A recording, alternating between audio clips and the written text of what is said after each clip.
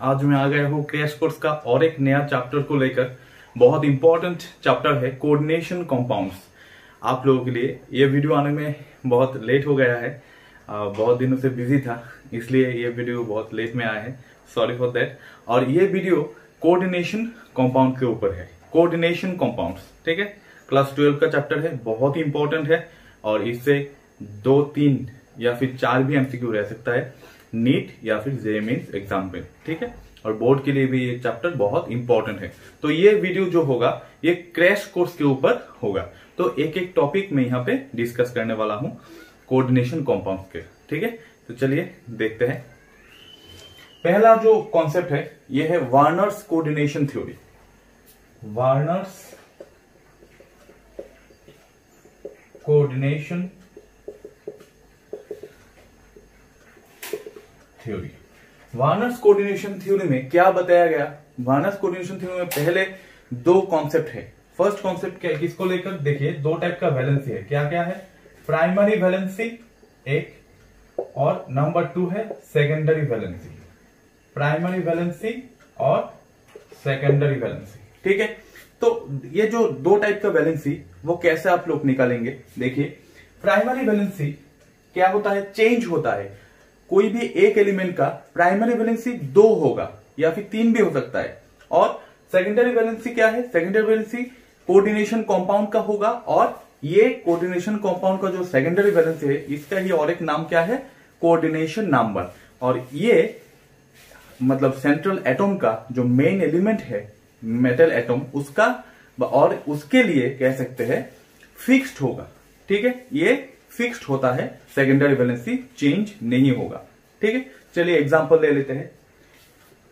FeCl2 FeCl3, यहां पे iron का कितना है? +2, यहां पे +3। ये जो 2, 3 देखिए आयरन का ही डिफरेंस हो गया, ठीक है।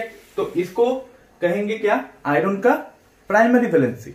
मतलब इसको चेंज किया जा सकता है, दो में अलग अलग कंपाउंड में अलग अलग वैलेंसी शो किया।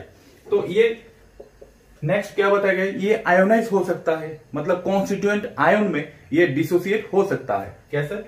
Fe2+ 2Cl-, यहां पे Fe3+ और 3Cl-। तो ये दोनों क्या बताया गया? ये दोनों ही क्या है?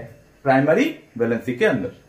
फिर दूसरा क्या है? Secondary valency. सेकेंडरी वैलेंसी क्या होगा? देखिए अगर ये है कोऑर्डिनेशन कॉम्प्लेक्स,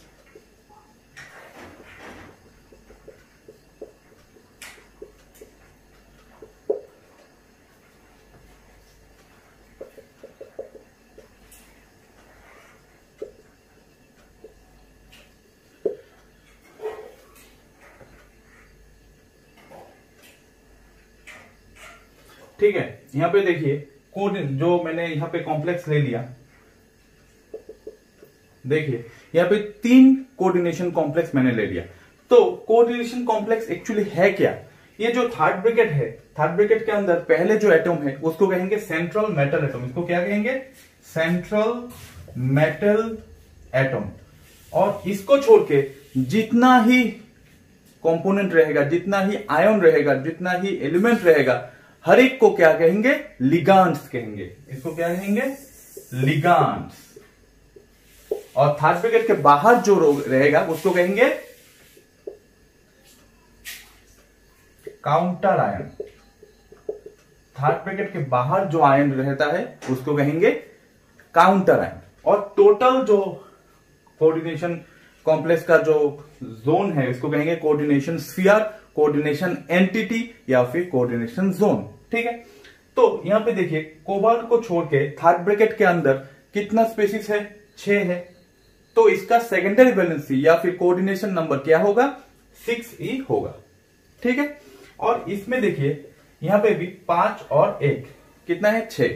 तो कोबाल्ट का यहां पे भी सेकेंडरी वैलेंसी क्या है? 6 ही होगा। फिर देखिए यहां पे कोबाल्ट का 2, 2, 2 ऐड करके टोटल कितना आता है? यहाँ पे 6। तो कोऑर्डिनेशन नंबर या फिर सेकेंडरी वैलेंसी कोबाल्ट का फिक्स्ड हो रहा है और हर एक बार यहाँ पे कितना हो रहा है? 6 ही हो रहा है। तो सेकेंडरी वैलेंसी क्या होगा? अनचेंज्ड होगा यहाँ पे। और कोऑर्डिनेशन नंबर भी अनचेंज्ड होता है कोई भी एक मेटल एटम के लिए कोऑर्डिनेशन कंपाउंड्स के समय, ठीक है, यहाँ पे भी 6, यहाँ पे भी 6 और यहाँ पे भी 6।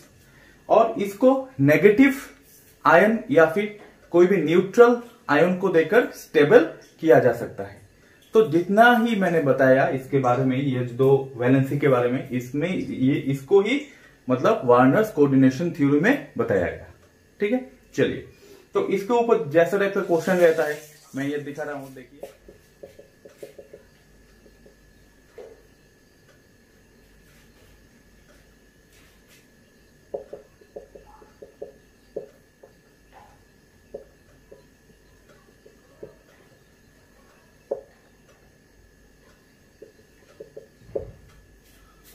देखिए ऐसा टाइप का क्वेश्चन दिया हुआ रहेगा कि ये जो कॉम्प्लेक्स आयन है या फिर ये जो कंपाउंड है, ये कौन सा कंपाउंड कितना आयन प्रोड्यूस करेगा सॉल्यूशन में, इसके ऊपर क्वेश्चन पूछा जा सकता है। और पूछा गया भी पहले जो नीट एग्जाम था उसमें, चेक कर लीजिए, क्वेश्चन में मिल जाएगा। तो देखिए यहाँ पे जो 4 कंपाउंड दिया हुआ है उसमें वो ऐसे देख के आप लोग मतलब बता नहीं सकते हो कि यहाँ पे कितना आयन प्रोड्यूस होगा, ये आप लोग देख के बता नहीं सकते हो। तो इसको कैसे कर सकते हो, देखिए मैं बता रहा हूं। यहाँ पे जो 6 एमोनिया दिया गया, तो यहाँ पे कैसे लिख सकते हैं, CONH3 होल 6 Cl3। ठीक है, CONH3 होल 6 और थर्ड ब्रैकेट के बाहर Cl3। ठीक है, तो कोबाल्ट का कोऑर्डिनेशन नंबर कितना है, 6। तो ये 6 ही एडजस्ट करना पड़ेगा थर्ड ब्रैकेट के अंदर, मतलब कोऑर्डिनेशन नंबर 6 ही बनाना पड़ेगा आपको, जैसे कैसे भी तरीके से ये 6 होना चाहिए। फिर देखिए यहाँ पे CO 5 है तो NH3 होल 5, Cl कितना है, 3 है, तो यहाँ पे एक डॉट Cl देकर यहाँ पे Cl2 लिख सकते हो।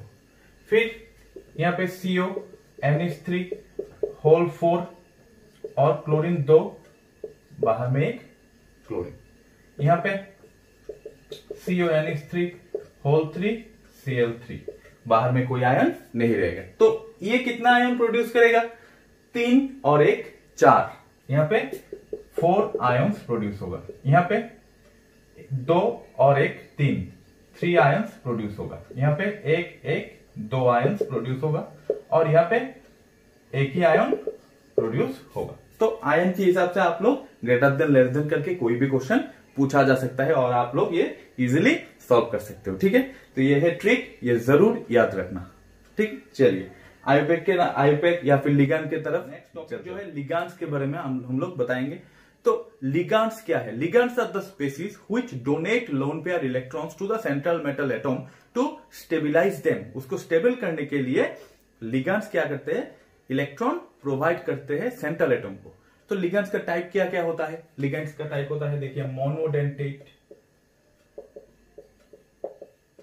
बाइडेंटेट, ट्राइडेंटेट, और उसके ट्राई के ज्यादा होगा मतलब 3 के ज्यादा होगा तो उसको क्या लिख सकते हो, पॉलीडेंटेट। पॉलीडेंटेट में हर एक कवर अप हो जाएगा। तो मोनोडेंटेट के एग्जांपल क्या है, देखिए NH3 होगा तो एमोनिया होगा, तो एमोनिया के ऊपर नाइट्रोजन के ऊपर कितना लोन पेयर है, एक ही लोन पेयर है, तो एक लोन पेयर देकर ये अटैक कर सकता है सेंट्रल एटम को, इसलिए इसको कहेंगे मोनोडेंटेट लिगैंड। ठीक है, फिर डाइडेंटेट मतलब EN क्या है, इथिलीन डाइमाइन। कैसे लिख सकते हो, NH2 CH2 CH2 NH2, इस साइड और इस साइड दोनों साइड से ही अटैक कर सकता है सेंट्रल एटम को, इसलिए बाइडेंटेट लिगैंड। ऐसे करके बहुत सारा लिगैंड है, बुक में देख लीजिए, बहुत सारा लिगैंड का टाइप दिया हुआ है। और एक इंपॉर्टेंट लिगैंड मैं बता रहा हूं, EDTA4-। EDTA मतलब ethylene diamine tetraacetate ion. Ethylene diamine tetraacetate ion वो क्या है, देखिए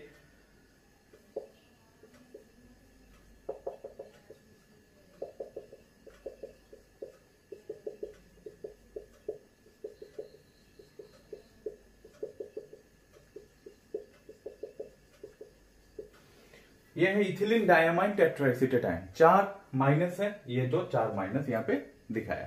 तो इथिलीन क्या है, देखिए CH2 डबल बॉन्ड CH2, तो ये डबल बॉन्ड हटके यहाँ पे NH2 होने वाला था। ये 4 हाइड्रोजन है NH2 का, यहाँ पे एक NH2, यहाँ पे एक NH2, वो 4 हाइड्रोजन को रिप्लेस करके 4 एसीटेट ग्रुप ऐड हो गया, इसलिए tetra acetate, ethylene diamine tetra acetate ion. तो ये इसका जो डेंटिसिटी वो कितना है, डेंटिसिटी मतलब अटैकिंग, कितना दांत से वो पकड़ सकता है। मोनोडेंटेड मतलब एक ही दांत से पकड़ सकता है, डाई मतलब 2 दांत से पकड़ सकता है, ऐसे करके याद रख सकते हैं आप लोग। तो यहाँ पे देखिए, यहाँ पे एक लोन पेयर है, यहाँ पे एक लोन पेयर है, ये भी है, ये भी है, ये भी है, ये भी है, तो 6 साइड है। तो ये किसका एग्जाम्पल हो गया, हेक्साडेंटेट लिगांड का एक एग्जाम्पल हो गया। EDTA 4- क्या है, हेक्साडेंटेट लिगांड। और ऐसे टाइप का मतलब ज्यादा से ज्यादा 2, 3, 4, 2 के बाद जितना ही होगा उसको हम लोग 2, 3, 4 या फिर 5, 6 जितना ही डेंटिसिटी होगा उसको ऐसा टाइप का लिगांड को हम लोग चिलेट लिगांड भी कह सकते हैं। क्या लिगांड बोला मैंने, चिलेट लिगांड, चिलेट लिगांड भी कह सकते हो। चिलेशन मतलब 4, 5, 6 साइड से वो अटैक कर सकता है सेंट्रल एटम को, ठीक है। और एक स्पेशल टाइप का लिगांड है, उसको कहेंगे एम्बिडेंटेड लिगांड, एम्बिडेंटेड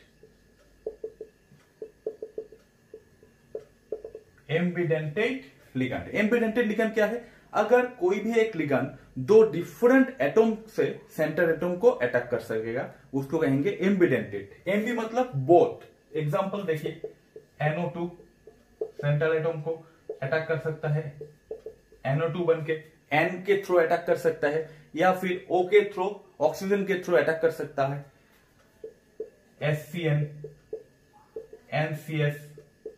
तो यहाँ पे NO2 के थ्रू अटैक करेगा तो इसका नाम क्या है, नाइट्रिडो N लिखेंगे। अगर ऑक्सीजन के थ्रू अटैक करेगा तो उसको कहेंगे नाइट्रिडो O। अगर यहाँ पे क्या नाम होगा, इसका नाम होगा थायोसायानेटो, या ये क्या होगा, आइसोथायोसायानेटो, ठीक है। तो ऐसे करके एम्बिडेंटेड लिगांड मतलब 2 अलग अलग एटम के थ्रू सेंट्रल एटम को अटैक करने का जो टेंडेंसी और जो करेगा उसको कहेंगे एम्बिडेंटेड लिगांड। तो हर एक लिगांड का टाइप मैंने यहाँ पे आप लोगों को बता दिया, ठीक है। चलिए नेक्स्ट टॉपिक की तरफ, होमोलेप्टिक कॉम्प्लेक्स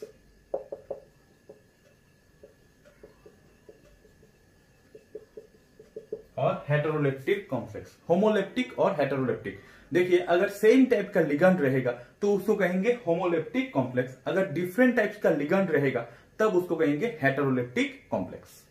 एग्जांपल ले सकते हो, CONH3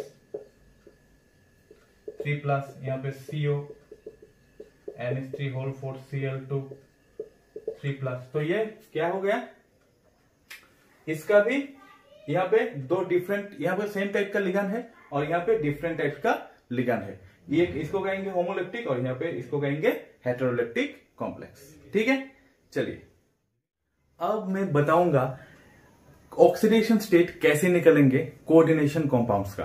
कोऑर्डिनेशन कंपाउंड्स का ऑक्सीडेशन स्टेट कैलकुलेशन करने का कैसे याद रख सकते हो और कौन कौन सा आयन का ऑक्सीडेशन स्टेट याद रखना पड़ेगा, वो मैं यहाँ पे चार्ट दे रहा हूं। बहुत ही इंपॉर्टेंट चार्ट है, लिख लीजिए।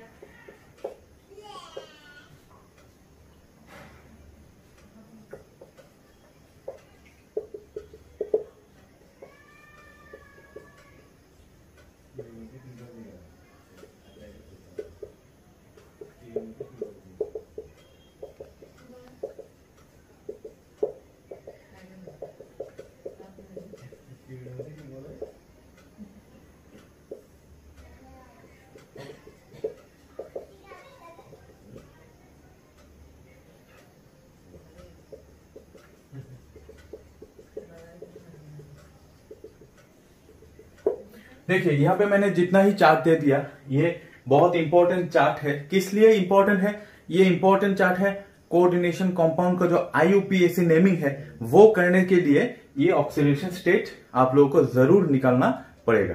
तो वो ऑक्सीडेशन स्टेट कंप्लीट करने के लिए, लिखने के लिए ये जो चार्ट मैंने यहाँ पे दे दी ये बहुत इंपॉर्टेंट होने वाला है आप लोगों के लिए। तो देखिए ये जो पहले 0 जो मैंने यहाँ पे लिखा है ये सबका न्यूट्रल लिगेंड है। ये सब न्यूट्रल लिगेंड होने के कारण इसका क्या होगा? ऑक्सीडेशन स्टेट 0 होगा। फिर ये -1, ये -2, ये -3, ये +1, ये +2, ऐसे करके +3 भी है।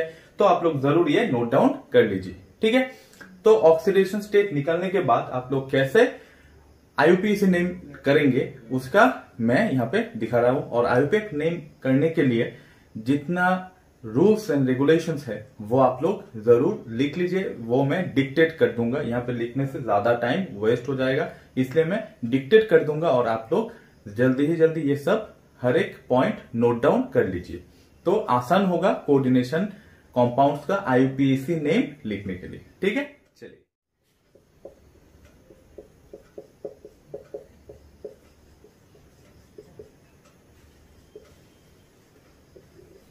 IUPAC का जो फुल फॉर्म है वो तो आप लोगों को पता ही है। IUPAC मतलब international union of pure and applied chemistry. तो IUPAC सिस्टम जो है उसमें कोऑर्डिनेशन कंपाउंड्स का नेमिंग कैसे करेंगे, उसका जो रूल्स है, फर्स्ट रूल क्या है? Names of the positive ions will be written first. Names of the positive ions will be written first. उसके बाद क्या है? Names of the ligands will be written in alphabetical order. Names of the ligands will be written in alphabetical orders. Next क्या है? Next names of the negative ions, names of the anions will be end in O। Suppose देखिए Cl- है तो chloro या फिर क्लोरिडो लिख सकते हो। ब्रोमीन है Br- तो ब्रोमो या फिर ब्रोमिडो। नाइट्रो है नाइट्रीडो। ऐसे करके लास्ट में क्या होगा? O लगा लेंगे, ठीक है। अगर नेक्स्ट जो पॉइंट है वो है कैटायन का। अगर कॉम्प्लेक्स एनायन होगा, अगर कॉम्प्लेक्स एनायन होगा तो नेमिंग करने के समय क्या होगा? जो सेंट्रल एटम है उसका जो नाम है उसके बाद 8 लगाएंगे, ATE 8 जरूर लगाएंगे। तो इसमें एक एग्जांपल, सपोज जिंक है और कॉम्प्लेक्स एनायन है तो जिंक के नाम के बाद क्या होगा? जिंकेट, ठीक है। उसके बाद जो नेक्स्ट जो पॉइंट है उसमें है कि oxidation state of the central atom will be written in Roman numerals after the naming of the central atom within the first bracket। First bracket में लिखेंगे और सेंट्रल एटम का नाम लिखने के बाद ही लिखेंगे, ठीक है। अगर नेक्स्ट पॉइंट क्या है? अगर जो कोई भी चिलेट लिगेंड प्रेजेंट है तो अगर 2 है तो लिखेंगे 20, 3 है तो लिखेंगे ट्रिस, TRIS ट्रिस, फिर 4 होगा तो टेट्राकिस, 5 होगा तो पेंटाकिस। ऐसे करके आप लोग चिलेट लिगेंड को एक्सप्रेस कर सकते हो। तो मैं यहाँ पे 3-4 ऐसे एग्जाम्पल ले रहा हूं, आप लोगों को आसान होगा बाकी सारा करने के लिए, ठीक है। चलिए एग्जाम्पल ले लेते हैं। देखिए यहाँ पे मैंने 3 एग्जाम्पल ले लिया, तो 3 एग्जाम्पल गौर से देखिए, इजी है, कर सकते हैं। यहाँ पे पहले क्या करना पड़ेगा? पहले इसका ऑक्सीडेशन स्टेट सेंट्रल एटम का निकालना पड़ेगा। कैसे निकालेंगे? इसको अगर x पकड़ेंगे तो x -1 × 2, क्लोरीन को -1 करके है, और En क्या है? 0 × 2, और यह भी -1 × 1, टोटल क्या है? 0 है। अगर यहाँ पे कोई चार्ज रहेगा या फिर यहाँ पे कोई चार्ज रहेगा, अगर +2 है तो इक्वल टू +2 लिखेंगे, +3 है या इक्वल टू +3 लिखेंगे, माइनस है तो माइनस लिखेंगे। मतलब कोई भी चार्ज है तो लिखेंगे इक्वल टू लिखने के बाद, अगर कोई चार्ज नहीं है तो 0 लिखेंगे। तो यहाँ पे कितना आता है? देखिए यहाँ पे 3 आता है, तो इसका ऑक्सीडेशन स्टेट क्या हो गया? +3 हो गया। तो इसका नाम कैसे लिखेंगे? पहले देखिए यहाँ पे ये है कैटायन और लास्ट में ये क्या है? एनायन। तो नाम कैसे लिखेंगे? पहले लिगेंड्स का नाम लिखेंगे अकॉर्डिंग टू अल्फाबेटिकल ऑर्डर। तो क्लोरीन है पहले, तो डाइक्लोरो। क्या लिखेंगे? डाइक्लोरो। देखिए 2 नाम के बीच कोई गैप नहीं रहना चाहिए, नाम स्टार्ट होगा स्मॉल लेटर से, ठीक है। डाइक्लोरो या फिर डाइक्लोरिडो लिख सकते हो। यहाँ पे 20 क्योंकि ये चिलेट लिगेंड है तो 20, उसके बाद इथिलीन डायमीन, इथिलीन डायमीन नहीं लिख के इसको आप लोग इथेन 1,2 डायमीन भी लिख सकते हो। फिर थर्ड ब्रैकेट के बाद जो है वो आयोनिक स्टेट में है तो क्लोराइड, क्लोराइड,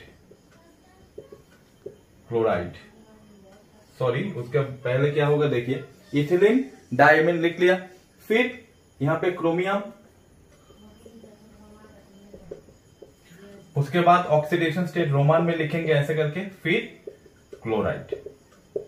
ठीक है, देख लीजिए डाइक्लोरो 20 इथिलीन डायमीन ब्रैकेट में, फिर क्रोमियम सेंट्रल एटम के नाम, फिर होगा आयन का नाम ऑक्सीडेशन स्टेट, फिर आयन का नाम क्लोराइड। फिर नेक्स्ट वाला देखिए यहाँ पे names of the positive ion will be written first. तो पॉजिटिव आयन क्या है यहाँ पे, पोटाशियम। तो यहाँ पे जितना ही नंबर रहेगा थर्ड ब्रैकेट के बाद, मतलब बाद या फिर सामने, वो नंबर यहाँ पे कोई मायने नहीं रखता है। तो यहाँ पे क्या होगा, पोटाशियम, पोटाशियम, फिर सेंट्रल एटम के बाद जो है लिगेंड्स उसका नाम आएगा अल्फाबेटिकली। तो यहाँ पे 6 साइनाइड है तो क्या लिखेंगे, हेक्सासायानो, हेक्सासायानो। अब देखिए ये जो पॉजिटिव आयन है और ये जो कॉम्प्लेक्स क्या हो गया, एनायन हो गया। अब क्या होगा, सेंट्रल एटम के नाम के बाद ये 8 लगाएंगे, ATE 8 लगाएंगे। तो आयरन का लैटिन नाम क्या है, फेरस, तो फेरेट लगाएंगे, फेरेट। और इसका ऑक्सीडेशन स्टेट भी कैलकुलेट जरूर करना पड़ेगा। यहाँ पे कैसे कर सकते हो इजीली, देखिए यहाँ पे 6 है, 6 माइनस है और 4 प्लस है, मतलब 2। तो यहाँ पे क्या हो गया, फेरेट 2, बस हो गया। इसमें देखिए क्या होता है,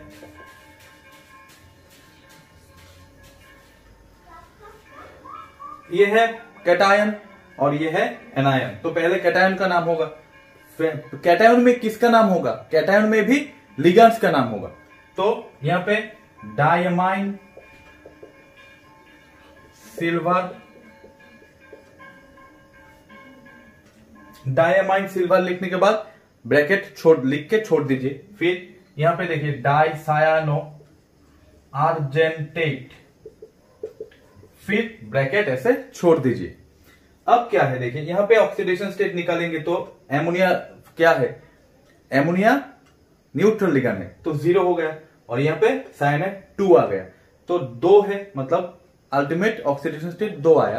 तो एक यहां पे और एक यहां पे इक्वल करके लिख लेंगे, बस हो गया 1 1। ठीक है, तो डायमाइन सिल्वर 1, डाइसायनो आर्जेंटेट 1। ऐसे करके आप लोग कोई भी IUPAC नेम प्रैक्टिस जरूर कर सकते हो। ये क्रैश कोर्स का वीडियो है, क्रैश कोर्स के वीडियो में हर एक मतलब 20-25 IUPAC नेम प्रैक्टिस नहीं कर सकते हम लोग। तो IUPAC का अलग करके एक वीडियो मैं जरूर बनाने वाला हूं, आप लोगों को मिल जाएगा। तो ये आप लोग नोट डाउन कर लीजिए और ज्यादा से ज्यादा प्रैक्टिस कर लीजिए। ठीक है, चलिए नेक्स्ट टॉपिक की तरफ, आइसोमरिज्म।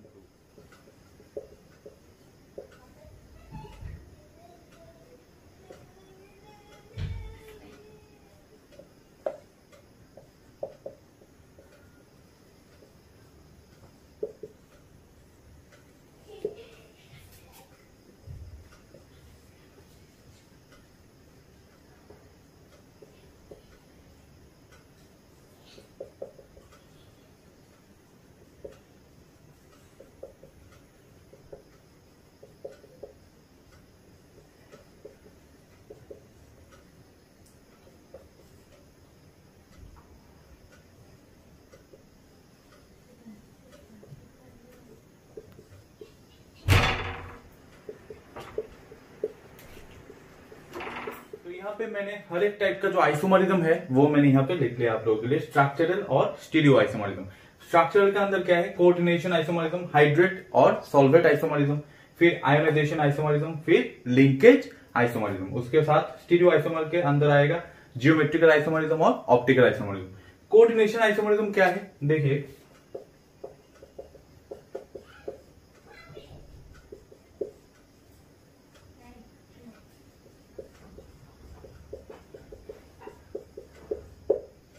देखिए यहाँ पे सिर्फ कोऑर्डिनेशन स्फीयर का इंटरचेंज हुआ है, मतलब सेंट्रल एटम का इंटरचेंज हुआ है, तो एक दूसरे को क्या कहेंगे, कोऑर्डिनेशन आइसोमरिज्म। ठीक है, फिर देखिए हाइड्रेट आइसोमरिज्म क्या है, यहाँ पे मैंने 6 मॉलिक्यूल वाटर ले लिया और यहाँ पे क्या किया, एक मॉलिक्यूल वाटर, यहाँ पे थर्ड ब्रैकेट के बाहर मैंने यहाँ पे लिख लिया। यहाँ पे 6 मॉलिक्यूल है और यहाँ पे 5 मॉलिक्यूल करके यहाँ पे डॉट करके एक मॉलिक्यूल वाटर मॉलिक्यूल बाहर लिख लिया, क्योंकि ये जो वाटर मॉलिक्यूल है ये हाइड्रोजन बॉन्ड फॉर्म करके क्या करेगा, सॉल्वेट या फिर हाइड्रेशन ज्यादा करेगा, इंक्रीज करेगा, इसलिए इसको कहेंगे हाइड्रेट और सॉल्वेट आइसोमरिज्म एक दूसरे का।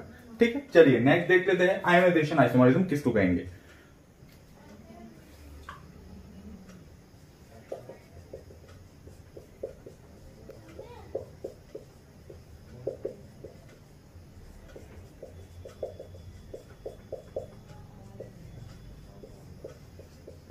देखिए यहाँ पे क्या है, यहाँ पे आयोनाइज करने के बाद 2 डिफरेंट आयन्स फॉर्म होगा जरूर, मगर दोनों एक दूसरे का क्या है, आइसोमर है, तो इसको आयोनाइजेशन क्यों कहेंगे, क्योंकि ये आयोनाइज करने के बाद 2 डिफरेंट आयन फॉर्म होगा। यहाँ पे ये एक आयन और ब्रोमाइड आयन, और यहाँ पे ये एक आयन और इसके साथ सल्फेट आयन फॉर्मेशन होगा, मगर टोटल जो है वो सेम रहेगा आयोनाइजेशन आइसोमर में। और लास्ट में क्या है, यहाँ पे स्ट्रक्चरल के अंदर लिंकेज आइसोमरिज्म। लिंकेज मतलब लिंक अगर 2 डिफरेंट एटम में होगा, 2 डिफरेंट एटम के थ्रू सेंट्रल एटम के साथ होगा, तब उसको कहेंगे लिंकेज आइसोमरिज्म। तो ये एम्बिडेंटेड लिगैंड जो है उसमें ज्यादा के ज्यादा दिखते हो, ठीक है, दिखा जाता है, मतलब एम्बिडेंटेड लिगैंड ही ये लिंकेज आइसोमरिज्म फॉर्म करते हैं। तो इसमें देखिए क्या है,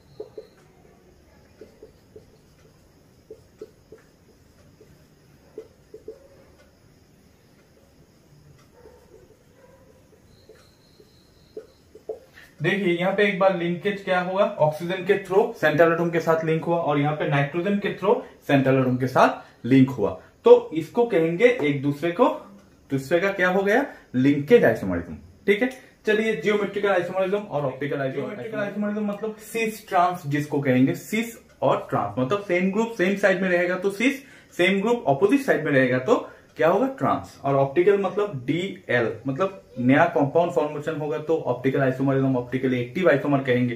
तो जियोमेट्रिकल आइसोमरिज्म टेट्राहेड्रल और ऑक्टाहेड्रल मतलब कोऑर्डिनेशन नंबर 4 होने जब होगा तब, और कोऑर्डिनेशन नंबर 6 जब होगा तब कौन कौन सा टाइप शो करेगा, ये मैं दिखा रहा हूं। देखिए MA2B2, MABC2, MAB। यहाँ पे मैंने जो 3 टाइप ले लिया, ये कोऑर्डिनेशन नंबर जब 4 होगा उस समय ये 3 टाइप जो है वो क्या दिखाएगा, वो जियोमेट्रिकल आइसोमरिज्म शो करेगा। ठीक है, एक एग्जांपल मैं दिखा रहा हूं, देखिए MA2B2 अगर होगा तो MAABB,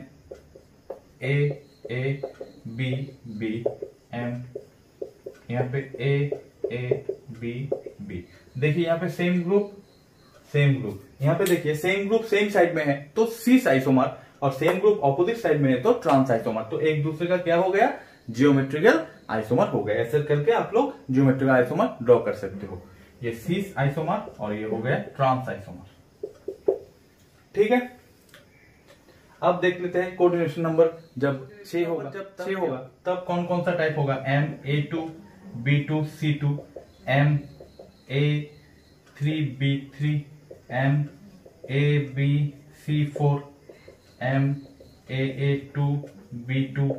ऐसे टाइप का जो लिगेंड्स है, ऐसे टाइप का जो कोऑर्डिनेशन कंपाउंड्स है, M मतलब क्या है, सेंट्रल एटम, और ABC जो क्या है वो लिगेंड्स का, डिफरेंट लिगेंड्स का टाइप मैंने दिखाया। तो ये सब ऑप्टिकली, ये सब जियोमेट्रिकल आइसोमरिज्म दिखाएगा।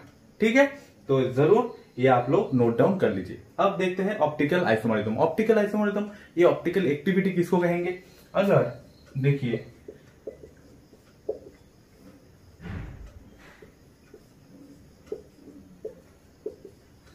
अगर ऐसे लेंगे कंपाउंड तो ये ऑप्टिकली एक्टिव, अगर यहाँ पे मिरर मैंने रख दिया तो ऑप्टिकली एक्टिव कैसे कहेंगे, अगर ये रोटेट हो गया तो रोटेट हो जाने के बाद क्या होगा, ये जो C उस तरफ चला गया और D इस तरफ चला गया, तो अगर ये चारों ग्रुप में इसको हायर प्रेफरेंस ग्रुप कहेंगे तो ये राइट साइड में होगा तो इसको कहेंगे डेक्स्ट्रो या फिर D कॉन्फ़िगरेशन, और ये लेफ्ट साइड में होगा तो इसको कहेंगे लीवो और L कॉन्फ़िगरेशन, और ये इसके ऊपर बैठेगा तो उसको कहेंगे एनांशियोमर, मतलब non super imposable mirror image formation होगा तब इसको कहेंगे एनांशियोमर।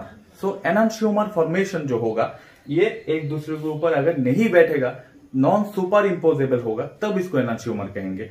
अगर एक दूसरे के ऊपर मतलब पूरा मिरर इमेज नहीं होगा, तब उसको कहेंगे सुपर इम्पोजिबल, मतलब सेम ग्रुप रहेगा तो ऑप्टिकली इनएक्टिव होगा। अगर मतलब ये मेटल के 4 साइड में डिफरेंट होगा तब ये शो कर सकता है।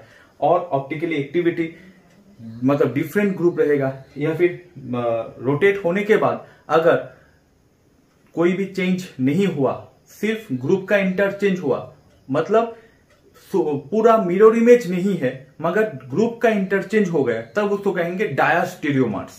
ठीक है, ये जरूर याद रखिए।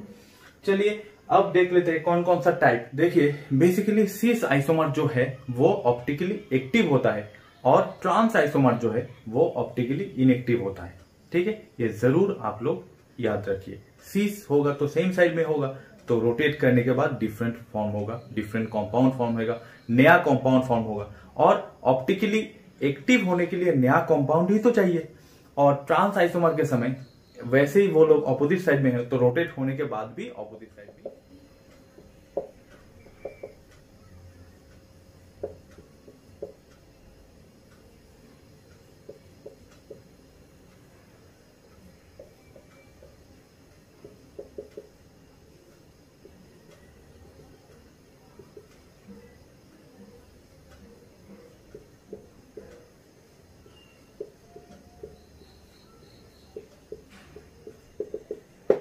देखिए ये राइट साइड में होगा तो कहेंगे डेक्स्ट्रो, ये लेफ्ट साइड में रोटेट हो गया तो इसको कहेंगे लीवो आइसोमर। ठीक है, डेक्स्ट्रो और लीवो आइसोमर। तो ये टाइप का ऐसे करके ये ऑप्टिकली एक्टिव कंपाउंड फॉर्मेशन किया, तो non super imposable mirror image formation किया। ठीक है, ऐसे करके आप लोग जो जो टाइप मैंने बताया ये नोट डाउन कर लीजिए, लिख लीजिए, बहुत इंपॉर्टेंट है एग्जाम के लिए। ठीक है, चलिए अब देखते हैं वैलेंस बॉन्ड थ्योरी के ऊपर। वैलेंस बॉन्ड थ्योरी से कैसे करके आप लोग सॉल्व कर सकते हो। इसके पहले जो स्पेक्ट्रोकेमिकल सीरीज है वो आप लोग जरूर याद रख लीजिए, उसमें जो वीक फील्ड और स्ट्रॉन्ग फील्ड लिगैंड है वो जरूर ध्यान दीजिए उसमें। देखिए यहाँ पे मैंने स्पेक्ट्रोकेमिकल सीरीज के बारे में बताया, ये एक ट्रिक है याद रखने का। इस बार सचिन क्लास से फिर उठकर पानी निकाल देता नहीं इंसान को, मतलब क्या है देखिए, आई माइनस, इस मतलब आई माइनस, बार मतलब बी आर माइनस, सचिन एस सी एन माइनस मतलब थायोसाइनेट आयन, फिर क्लास मतलब क्लोरीन, फिर से मतलब S2 माइनस, फिर मतलब F माइनस, ओट मतलब OH माइनस, कर मतलब C2O4 2 माइनस, फिर पानी मतलब H2O, निकल NCS माइनस, देता मतलब EDTA4 माइनस, फिर नहीं मतलब एमोनिया, इन मतलब EN, सान मतलब CN और को मतलब CO। ये जरूर याद रखिए, ये बहुत काम पे आएगा आप लोगों को। और यहां से स्टार्ट करके ये जो यहाँ पे स्टार्ट करके ये जो है वो क्या है, स्ट्रॉन्ग फील्ड लिगैंड, इसको कहेंगे स्ट्रॉन्ग फील्ड लिगैंड। और ऊपर में जितना ही है वो है वीक फील्ड लिगैंड। ये क्या है, वीक फील्ड लिगैंड। तो ये स्ट्रॉन्ग ऊपर में जो है वो वीक फील्ड, और नीचे जो मैंने H2O के बाद जो लिखा वो होगा स्ट्रॉन्ग फील्ड लिगैंड। ठीक है, नोट डाउन जरूर कर लीजिए। तो वैलेंस बॉन्ड थ्योरी का एग्जांपल लेके मैं डिटेल्स आप लोगों को बता number valence bond theory VBT। तो कोऑर्डिनेशन नंबर, शेप और हाइब्रिडाइजेशन क्या होगा, देखिए कोऑर्डिनेशन नंबर 4 होगा तो हाइब्रिडाइजेशन होगा sp3, और शेप क्या होगा टेट्राहेड्रल। फिर कोऑर्डिनेशन नंबर 4 होगा तो स्क्वायर प्लेनर, और हाइब्रिडाइजेशन क्या होगा DSP2। फिर कोऑर्डिनेशन नंबर 5 होगा तो ट्राइगोनल बाई पिरामिडल होगा sp3 डिहाइब्रिडाइजेशन। 6 होगा तो ऑक्टाहेड्रल होगा तो sp3 d2 हाइब्रिडाइजेशन। फिर 6 होगा तो ऑक्टाहेड्रल शेप ही होगा और d2 sp3 हाइब्रिडाइजेशन होगा। ठीक है, अब एक एग्जांपल ले लेते हैं। सपोज देखिए CONH3 होल 6 3+, ऐसे करके एक आयन आप लोगों को दिया है, और इससे क्वेश्चन पूछा गया कि इसका जो हाइब्रिडाइजेशन क्या होगा और इसका जो नंबर ऑफ अनपेयर्ड इलेक्ट्रॉन कितना होगा, इसका पैरामैग्नेटिक होगा या फिर डायमैग्नेटिक होगा, वो कैसे निकालेंगे। तो कोबाल्ट का देखिए, कोबाल्ट का क्या है, कोबाल्ट का है 27 एटॉमिक नंबर, तो लास्ट में क्या है 3d7 4s2। तो कोबाल्ट का ऑक्सीडेशन स्टेट क्या है +3 है, तो यहां से 4, 2 यहां से और यहां से, तो 3d 6, 4s 0 हो गया। ठीक है, मैं ड्रॉ कर रहा हूं यहाँ पे 3d 4s और 4p में ड्रॉ कर रहा हूं। ये 4p, ये 4s, ये है 3d। तो 3d में 6 इलेक्ट्रॉन है, 1 2 3 4 5 6।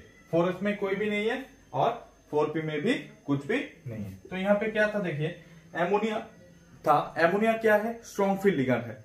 तो स्ट्रॉन्ग फील्ड लिगेंड होने के कारण क्या कर देगा, ये जो अनपेयर्ड इलेक्ट्रॉन है उसको पेयर अप कर देगा। तो पेयर अप करने के बाद क्या मिलेगा, देखिए यहाँ पे पेयर अप करने के बाद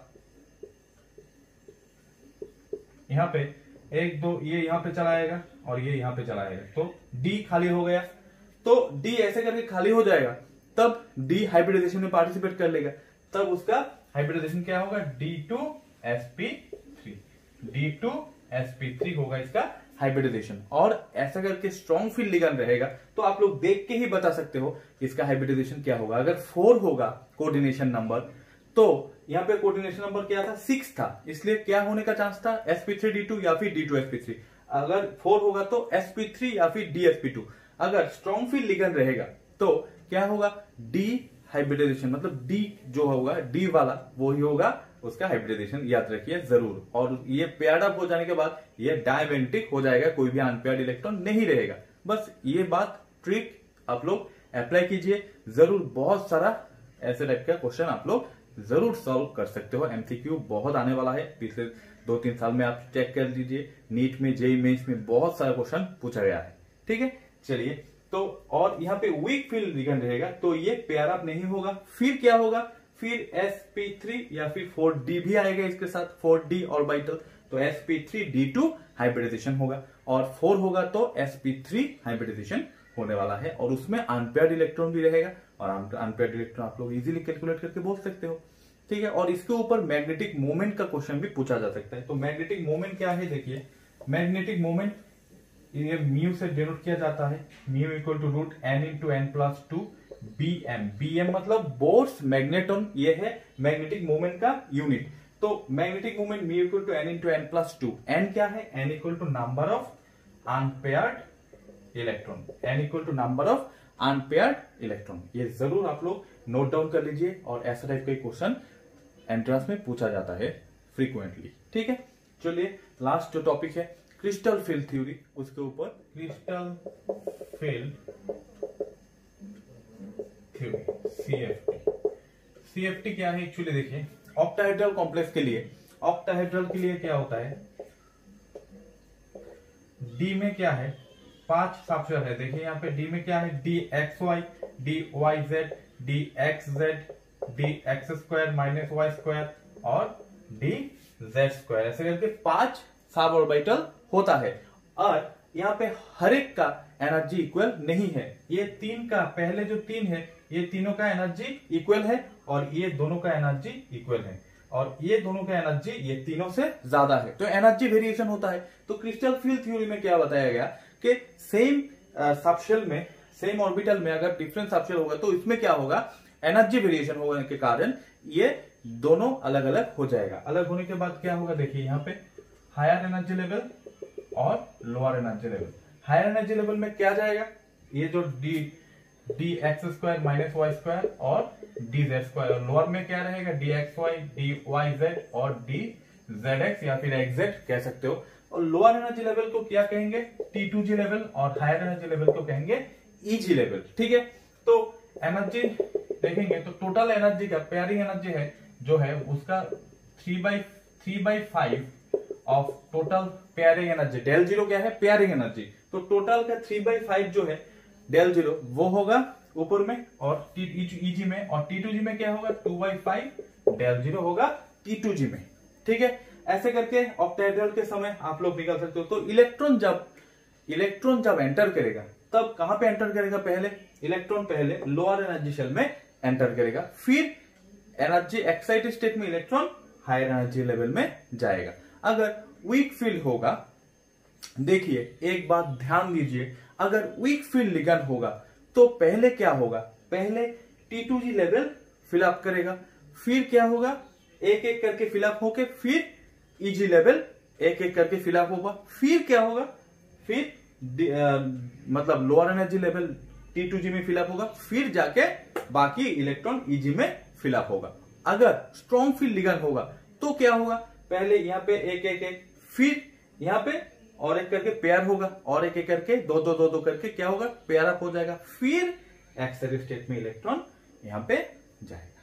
ये बात पेयरिंग करने के समय ये बात जरूर ध्यान दीजिए, तब आप लोगों ने इजीली जो अनपेयर्ड इलेक्ट्रॉन है और T2G EG का जो क्रिस्टल फील्ड स्प्लिटिंग एनर्जी जो है वो आप लोग इजीली निकाल सकते हो। ये जो फॉर्मूला है, फॉर्मूला अप्लाई करके आप लोग जरूर ये कैलकुलेट कर सकते हो। ये जो -0.6 इंटू del 0 मतलब T2G, ये जो एक फॉर्मूला है ना क्रिस्टल फील्ड स्प्लिटिंग एनर्जी का, वो क्या है, -0.4 into T2G plus 0.6 into EG total into del 0। ये जो फॉर्मूला है ये अप्लाई करके आप लोग इजीली इसका वैल्यू कैलकुलेट कर सकते हो। और ये जरूर आप लोग ध्यान दीजिए, जो मैंने बताया स्ट्रॉन्ग फील्ड और वीक फील्ड के लिए कैसे करके आप लोग easily crystal field theory apply करके कर सकते हो। अगर टेट्राहेड्रल लिया गया तो क्या होगा, टेट्राहेड्रल के समय सिंपली इसका ऑपोजिट होगा। नीचे वाला जो लिख लिया मैंने ये हायर एनर्जी लेवल में जाएगा, और ऊपर में जो लिख लिया वो लोअर एनर्जी लेवल में आ जाएगा। ठीक है, तो ये क्रैश कोर्स का वीडियो है। इसमें जितना सारा टॉपिक है वो हर एक टॉपिक में टच करने का मतलब टच कर लिया यहाँ पे, और आप लोग जरूर हर एक टॉपिक जो मैंने यहाँ पे दिखाया ये आप लोग जरूर नोट डाउन कर लीजिए। और एक टॉपिक भी है, ये आप लोग बुक में है जरूर देख लीजिए, ऑर्गेनोमेटेलिक कंपाउंड का जो है ग्रिग्नार्ड रिएजेंट, और बहुत सारा सॉल्ट का जो फॉर्मूला पूछा जा सकता है, जेई सॉल्ट, और ऐसा करके बहुत सारे सॉल्ट है, ये आप लोग जरूर ध्यान दीजिए। और ये चैप्टर का हर एक पॉइंट जो मैंने बताया ये बहुत बहुत इंपॉर्टेंट चैप्टर है, और इससे आप लोग एमसीक्यू भी प्रैक्टिस जरूर कर लीजिए। बहुत सारे एमसीक्यू है, प्रीवियस ईयर्स क्वेश्चंस है, ये जरूर आप लोग देखिए और प्रैक्टिस कर लीजिए। ठीक है, चलिए तो आज के लिए इतना ही, जरूर मिलेंगे नेक्स्ट वीडियो में और एक नया टॉपिक को लेकर, नया चैप्टर को लेकर। ठीक है, that's all, thank you, thanks for watching this video.